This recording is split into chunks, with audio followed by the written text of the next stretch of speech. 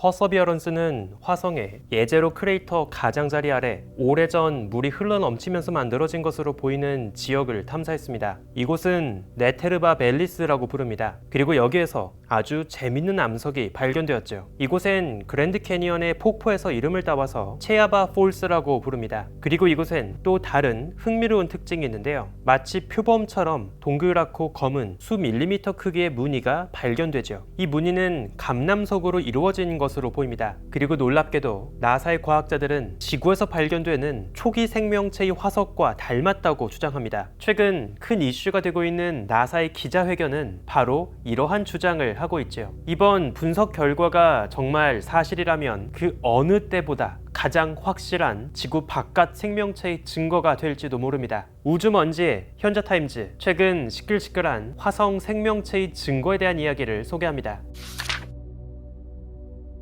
작년 여름 퍼서비어런스가 처음 발견한 이후로 체아바 폴스는 화성에서 아주 흥미로운 무대가 되었습니다. 어쩌면 생명의 흔적이 고스란히 남아있을지도 모른다는 기대를 불러일으켰죠. 그리고 지난 1년 동안 철저한 조사가 이루어졌고 최근 네이처 논문이 발표되었습니다. 재미있는 점은 원래 저자들이 원했던 논문의 제목은 조금 달랐다는 겁니다. 이번 동료 평가를 거치면서 최종 게재된 논문의 제목은 다소 톤이 다운되어 있죠. 지금의 제목은 화성의 예제로 크레이터에서 산화환원 반응에 의한 유기물 합성입니다. 그런데 원래 저자들이 처음에 제출했던 논문의 제목은 화성의 퍼서비어런스 로버에 의한 잠재적 생체 신호 탐지였습니다. 논문이 처음 제출되고 리뷰를 주고받는 과정에서 상당한 논쟁이 있었다는 것을 짐작할 수 있죠. 퍼서비어런스의 가장 중요한 임무는 미래에 이루어질 화성 샘플 귀환 미션을 위해서 차곡차곡 화성 샘플을 캡슐에 보관하는 겁니다. 그래서 흥미로운 지역을 발견하면 그곳에 로봇팔을 들이밀고 드릴로 구멍을 뚫죠. 그리고 티타늄 합금으로 만들어진 길이 15cm, 지름 2.3cm의 작은 튜브 안에 암석과 토양 샘플을 수집합니다. 퍼서비어런스는 이렇게 수집한 샘플을 나중에 찾아올 후발대를 위해서 차곡차곡 모아둡니다. 샘플 튜브는 총 43개가 있습니다. 그 중에서 실제 화성의 암석과 토양을 담아놓을 수 있는 건 38개가 있죠. 나머지는 나중에 분석을 할 때 캡슐의 오염 여부를 판단하기 위해 보조로 들어가 있는 증인 캡슐의 역할을 합니다. 체아바 폴스의 샘플도 25번째 순서로 샘플 튜브에 보관되었죠. 물론 본격적인 화학 분석은 한참 후에 샘플이 지구에 무사히 돌아오고 나면 이루어질 겁니다. 하지만 그렇다고 마냥 후발대만 기다릴 수는 없겠죠. 최대한 화성 현장에서 퍼서비어런스에 탑재된 다양한 장치도 활용할 수 있습니다. 퍼서비어런스의 로봇 파일 끝에는 탐정 듀오가 있습니다. 우선 광각 지형 촬영 센서 왓슨이 있고요. 또 화성에서 유기물과 화학 성분을 탐지하는 광학 스캐너 셜록이 있습니다. 안타깝게도 지난 2024년 셜록의 초점 구동계가 고장이 났습니다. 그래서 이젠 로봇팔을 미세하게 컨트롤해서 초점을 겨우 잡는 방식을 쓰고 있죠. 한편 셜록은 이 지형 위에 고에너지 자외선을 비추면서 그때 산란된 광자를 탐지하고 지형을 구성하는 다양한 화학 분자들을 파악합니다. 흥미롭게도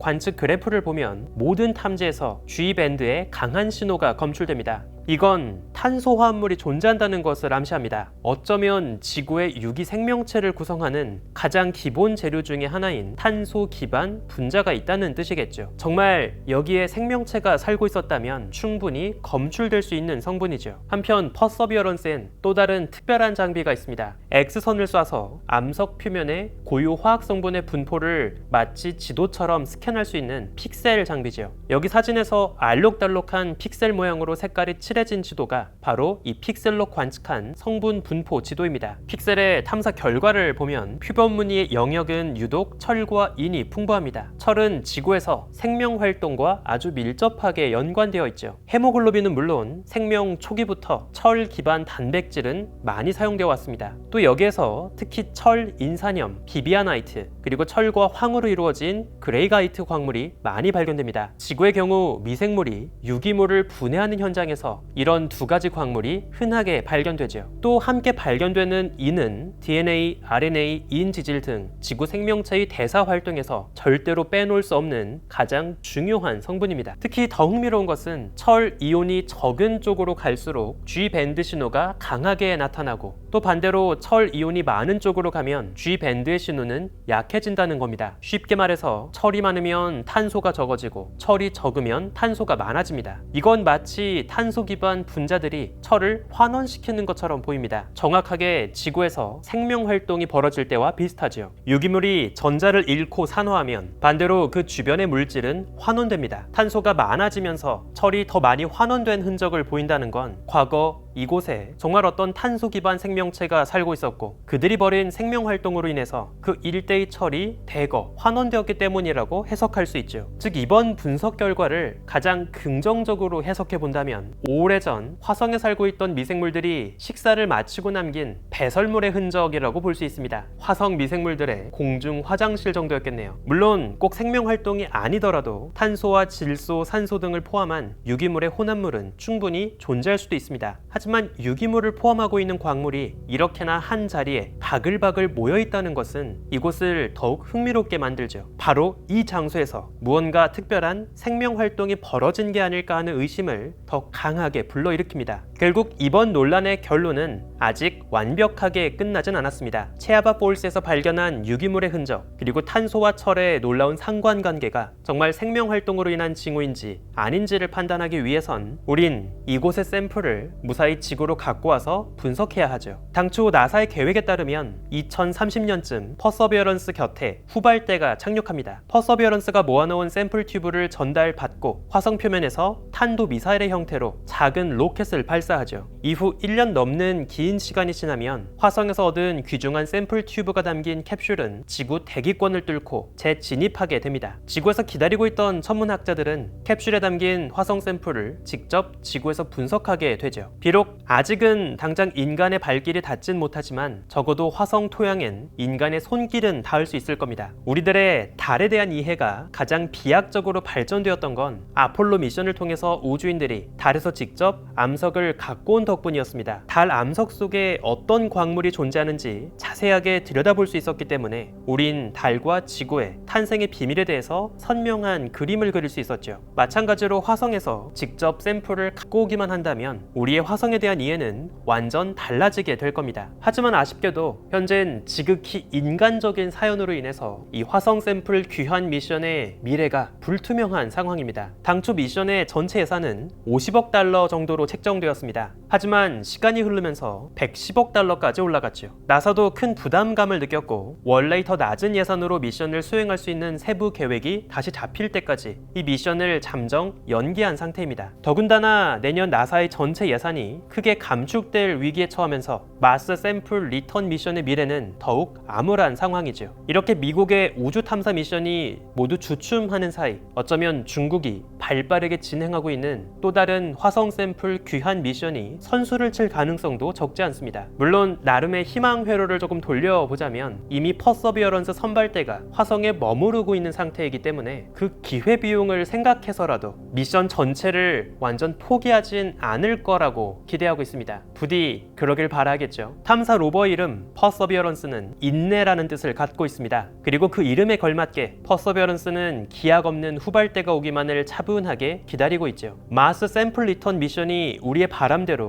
꼭 실현되고 귀중한 화성 고대 생명체의 조각이 무사히 로켓 배송되길 바랄 뿐입니다. 그 안에 화성의 생명체 가능성 그리고 테라포밍을 꿈꾸는 이들에게 희망적인 소식이 담겨 있을지 아니면 또 다른 절망이 담겨 있을지 답을 알기까지 우리에겐 조금 더 인내가 필요합니다. 우주먼지 현자타임즈 오늘은 여기에서 마칩니다. 구독과 좋아요도 부탁드릴게요. 우주먼지 여러분 감사합니다. 안녕.